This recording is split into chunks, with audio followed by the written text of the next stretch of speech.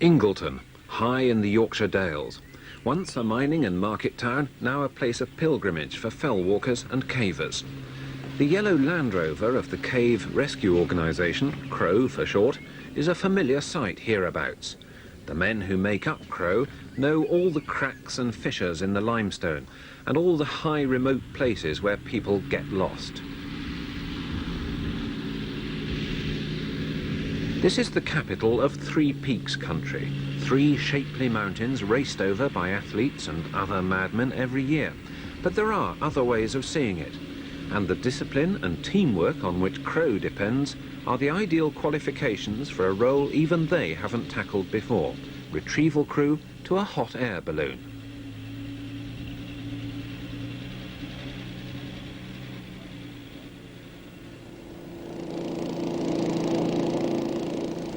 Our pilot is Ian MacDonald, an air traffic controller by trade, but a stranger to Yorkshire.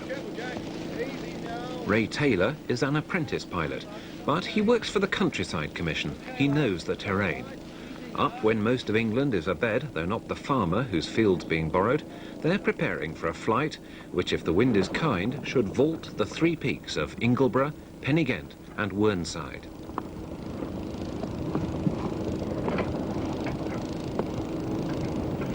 A fan pumps cold air in just to open up the neck of the balloon.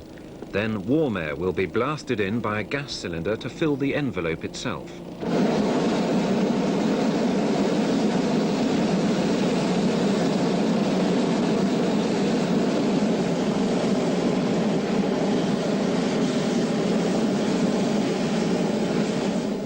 While his helpers hold the neck apart, Ian MacDonald fires the warm air in whenever he sees a nice big gap. This is perhaps the trickiest part of a liftoff. It's only too easy to burn the balloon. Let's see. Go out walking. Okay?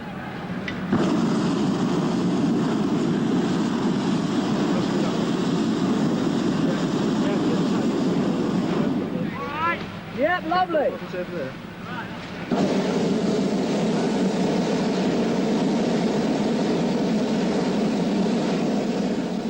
The crew's on board. Final checks are being completed.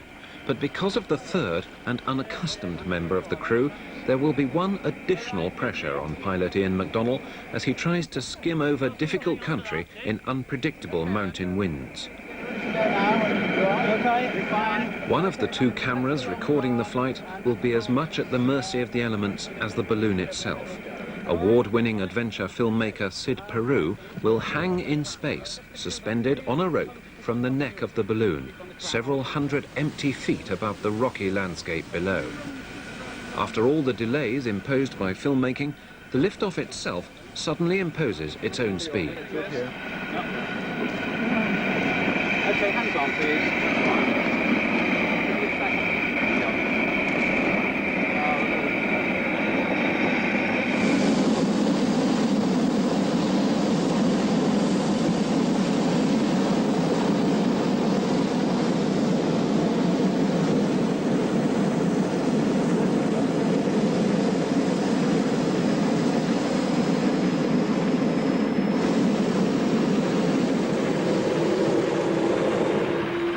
Thank you, bye. Thank you very much. Start the recorder, please. It is started.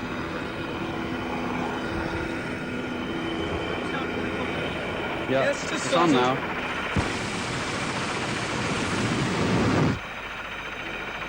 Take off 9:38. Good. Beautiful day, isn't it? Hardly any movement at all. Just trying to get some forward movement. I think we're beginning to go forward now. Fine.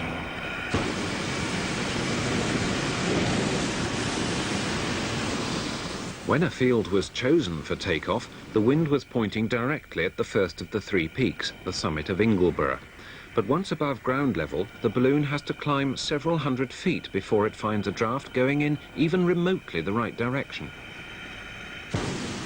The road follows the escarpment of the Craven Fault, the great geological split in the north of England, and so does the air current. It leads over Ingleborough's flank, too far south, but at least we're moving. Yeah, just going in now. Feel the wind? Yes.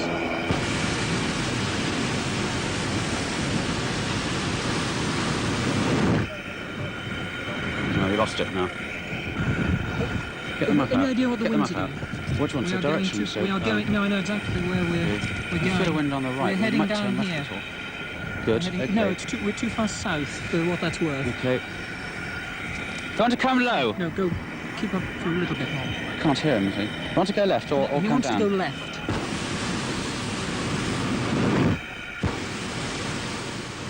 The balloon isn't quite as helpless as a leaf on the current of a stream. More hot air is driven into the envelope, and we climb further into the skies, looking for the right draft. Ingleborough's flat top is soon laid bare, but at a distant angle.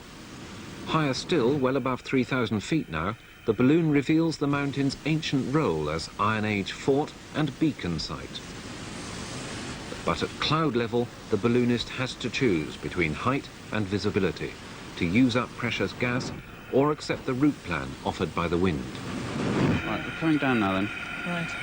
Problem is, Sid, so you're not getting any forward movement when you come down low, as I say.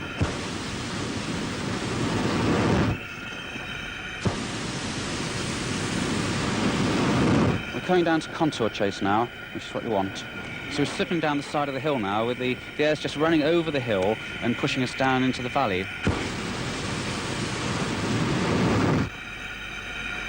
We're nearly at the end of the first cylinder, by the way.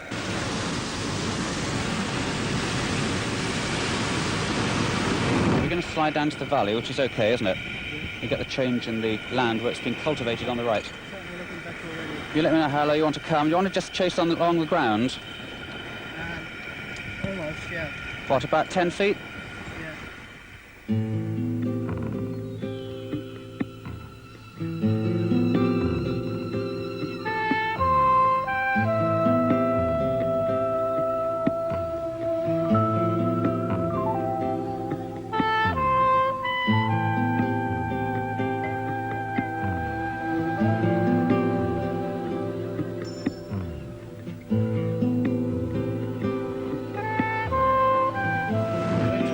This sort of tabletop of That's right. stratified This rock. is the great scar limestone, which had such a thin soil cover that it's just been sort of whipped off by the weather over the centuries.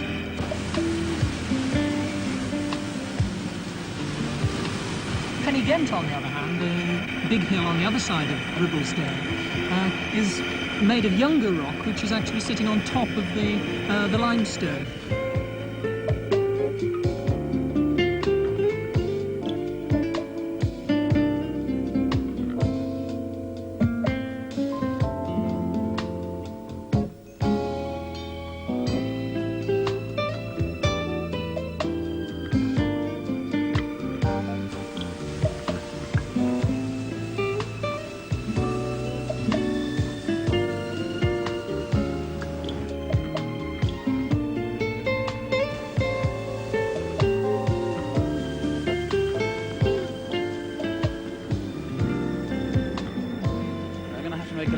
About landing sometime in the future. I've still got about 15 minutes of gas on there. Then after that I go into my last cylinder.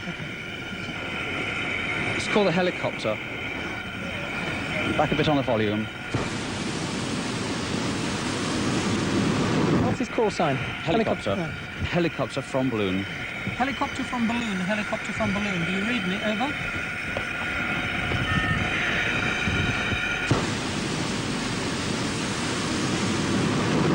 Yeah. Say again. It's a bloody taxi. Retrieve Crow. Crow from balloon, do you read? Roll to the balloon, passing message, over. Crow from balloon, do you have us in sight? Over. Again, over. Roger, thank you. Stand by for where we're going to land. I'll tell you shortly.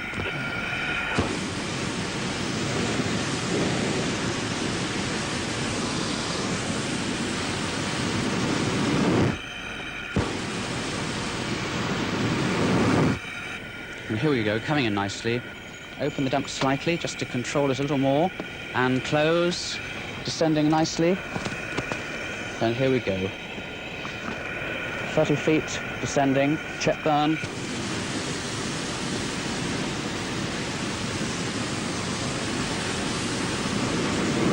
Now we're still descending at a fair rate, but that check burn will take effect in just a moment. There it goes, look, you see it's slowing our rate of descent down. Stay in the basket on landing, bend your knees now and hold on to the handles. 10 feet. 5 feet, deselect pilot lights, flame off, and rip. 3 feet, 2 feet. We're touched. Now hold on, hold on. You just bounced slightly there, about 3 feet, and now we're touching down again. All the time I'm pulling in on this rip, look, to try and expel that hot air. And the envelope is now closing down. If you'd like to jump out now and steer that crown line down. I will do that.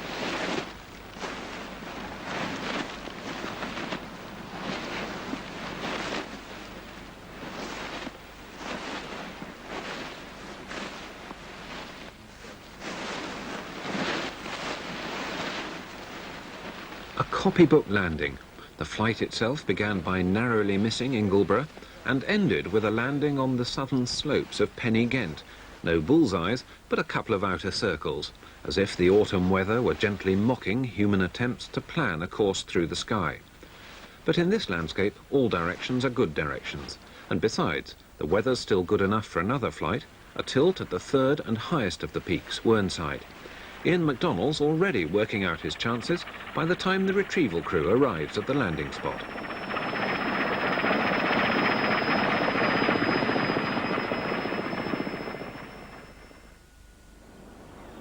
September, generally calm and settled by British standards, is ballooning's best month. Even so, the wind has to be strong enough to make progress and gentle enough to be safe. And for Whernside it has to come not just from the right quarter, but the right eighth of the compass. 3 days of edgy weather watching follow at Crow HQ. There's a warm front moving across from the west. When do you think that might affect us? Yeah, was that 1600? Yeah, good. Fine, oh, that looks pretty good. We'll probably phone you back this evening at about 1800 just to make sure that things are still looking okay. Fine, thanks very much. Cheerio. So if we want to fly over the 3 peaks, if I take a back bearing from Ingleborough, with that wind range, we really need to find a launch site somewhere between Kingsdale and Dent. There's quite a lot of shelter up in Deepdale, but it's quite open in Kingsdale. So if we find a range of sites along here, we can discover the wind in the morning and then select a launch site accordingly. Fine, that sounds good. And the forecast's good, though it includes that ominous wealth of leeway, winds light and variable.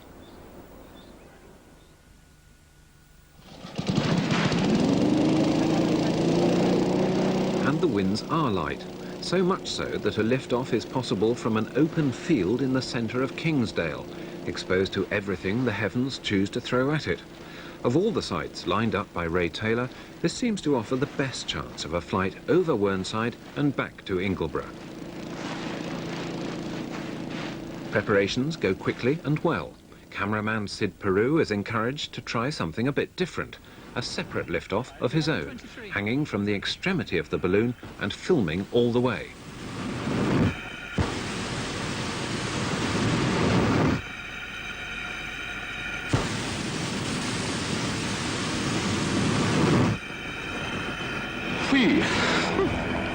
Okay, well done, Ian.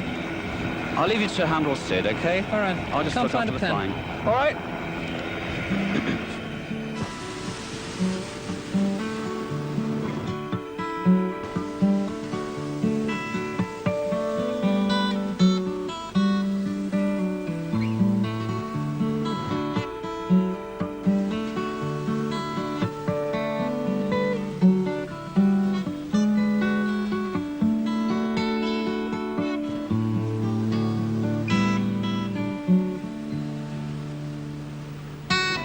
We've now caught these higher winds and we're not heading for Whernside as we were when we took off. It looks as if we're going to pass immediately between Whernside and Ingleborough, with Pen y Ghent over there on the horizon.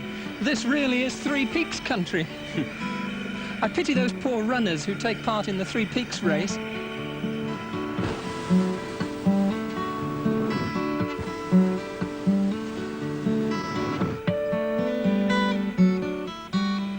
All right, Sid. Looks very contented out there, doesn't he, really? Yes, indeed, He yeah. looks happier there than he does on the ground. Sid Perou has every reason to look happy as he swings into the sky over Chapel le Dale. He's on course for Ingleborough, and he'll never get an easier ride over the massive ridge that's Whernside. Now, we may get some curl-over effect here with this wind, about, what, 12 knots. May pull us down the hill, so I'll just give an extra burn to compensate.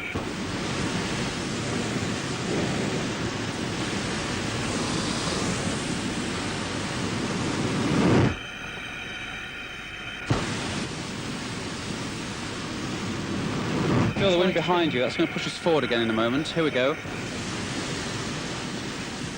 The wind, which Ian MacDonald feels seconds before the balloon responds, is not only picking up strength and speed, it's turning up the valley, blowing the balloon away to the northeast and almost at right angles to the route for Ingleborough. It's heading for some of the bleakest moorland even Yorkshire can offer.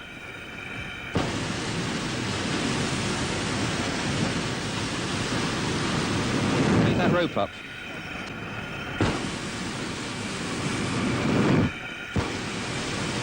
Rope's got to come up. Yeah. Get in the Try to flat. find the end of it.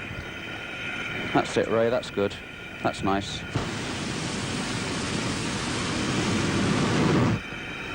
We've got one or two nice little potholes or something here. Some Where sheep. Bit of sun on the top of the hill there.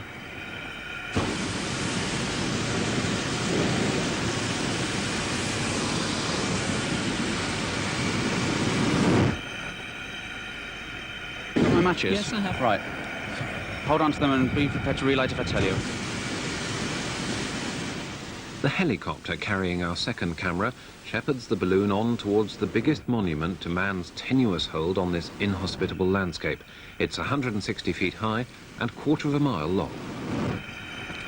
Ribblehead Viaduct immediately in front of us is the main viaduct that carries the Settle and Carlisle railway line. We've already seen the bottom of that on the previous flight down towards Settle. And this is the viaduct that is likely to cause the demise of that whole line.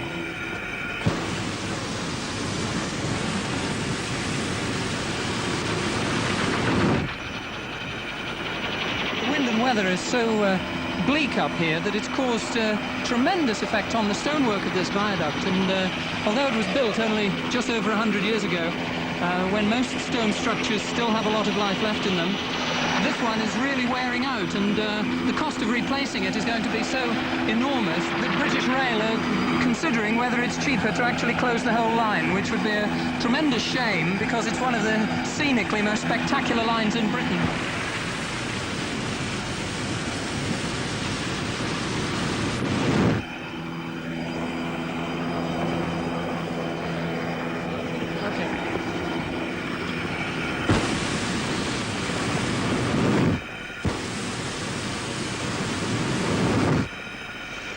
Sid, walkers. Walkers on the ground. I think he might be too far away, actually. I'm not sure. Train coming. Train coming, Sid.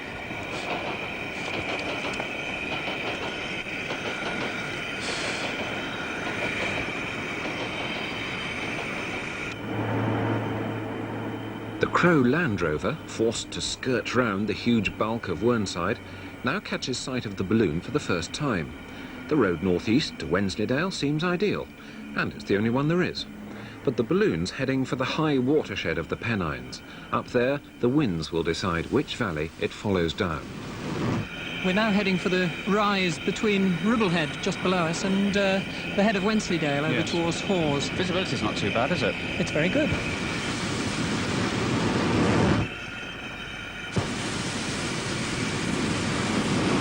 Probably look more interesting from a greater height as well. Right, I'll go further then if you want. Yes, please.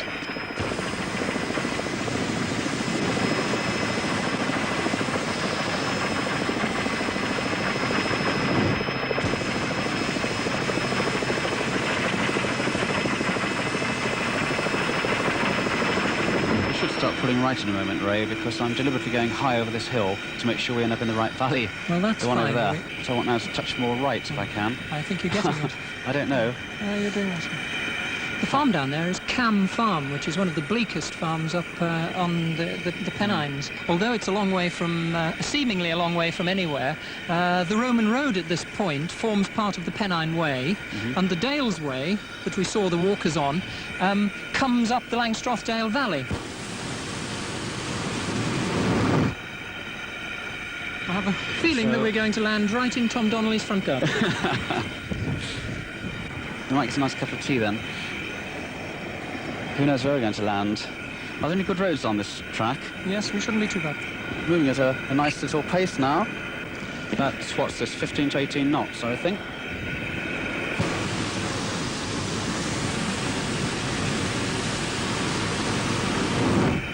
And we're following the Roman road, look, aren't we? Is this the Roman road? We are. I'm not sure. Yes, it is. In which case, we're heading straight for Bainbridge in Wensleydale. This is a road which passed from Ribchester, the Roman settlement on the River Ribble, down near Preston, across to Bainbridge, where there was a fort down in Wensleydale.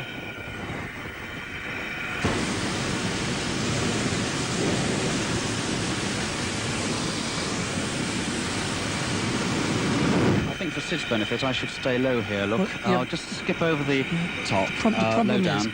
The problem is, there's another dale there. And that one is the more interesting one. And if we go that way, we have more range. So I'm to go now, then. Well, I'd like you to try and get into that dale rather than that one. Halfway down the short valley lies Semerwater, beyond the richer pastures of Wensleydale. Time to look for a landing place. The wind, perversely, picks up more speed. Right, I'm going to have to put that over here now to change cylinders onto there. Right, let's get that connector off.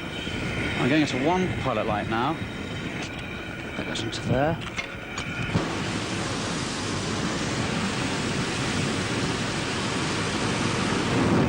So if you stand by to come in fairly soon, okay?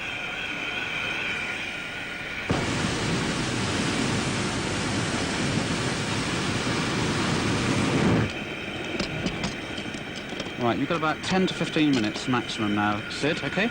Okay. Are you pleased so far? Yes, very pleased. Good.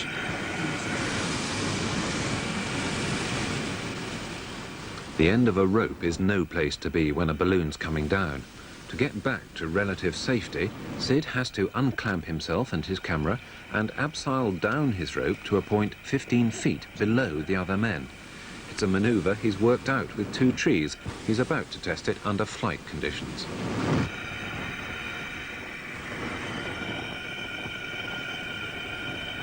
Give us a grin, Sid!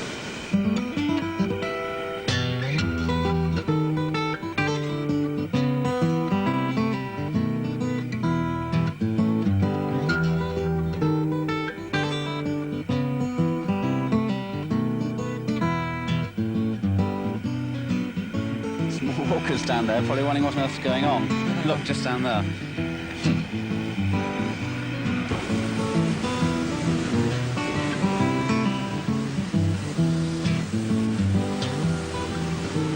I need to be able to see that cylinder because it's my last one now. I've got no pressure on the others, okay?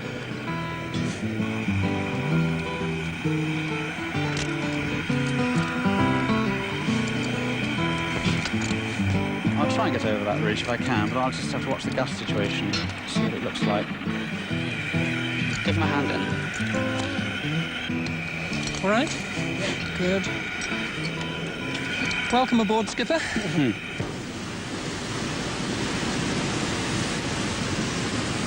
Stand on my jacket. When you're ready, if you can pick out the radio, we'll try and call the retrieve crew.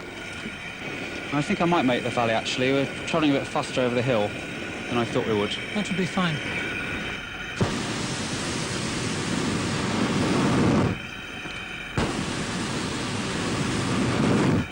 You can actually see the Roman camp just to the right of Bainbridge. You see the marks on the hillside? That is the Roman fort that the Roman road was leading to. Very defensive, of course. Now, we need the radio, please. It's behind you, Ray. Hang on. Crew from balloon. Crew from balloon. Do you read me? Over. Tell me where. Landing in 5 minutes. Landing within 10 minutes on this track. We have just passed over Bainbridge, heading for Askerigg. We will be landing within 10 minutes on this track. On this track, over and out. Over the river, some of those fields might even be up over the trees onto the other side. Not terribly good retrieve country. Everyone get a handhold, except those that are very brave. Sid. Foolish.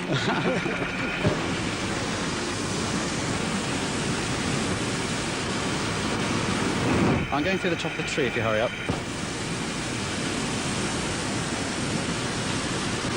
Everyone hold on tight. It's getting wild up here now. Yes, I know. Well, I can't do anything about it, Ray, you know. I'm afraid I'll have to go with it. I'm on my last cylinder, so as soon as I knock on 30%, I'll start losing pressure, and that's going to happen any time now.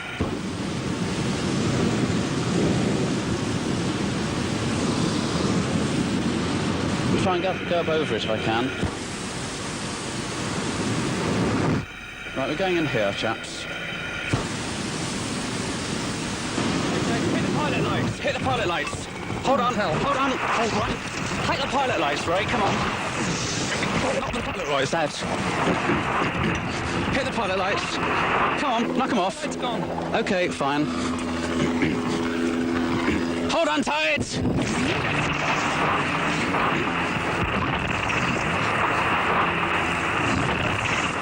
Now don't fall back. Stand up behind you. Hold on tight, hold on. Now do not move. Don't get out. Stay in. Stay in. I was running down that. Good. Well, stay in. Okay. Now don't get out, anyone yet. Phew. Okay, Ray, you can now get out, please. Yeah. Look as if you're very alive. Okay.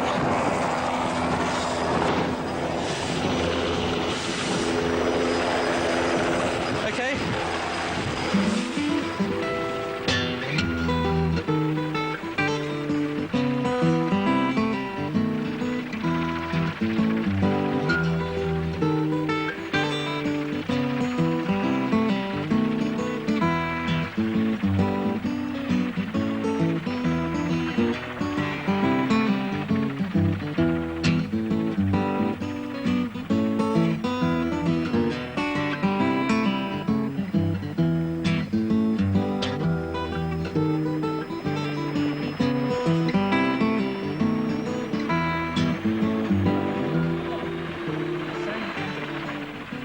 20 miles covered, 2 hours of flight, and what's called a drag landing to finish with. It's by no means uncommon.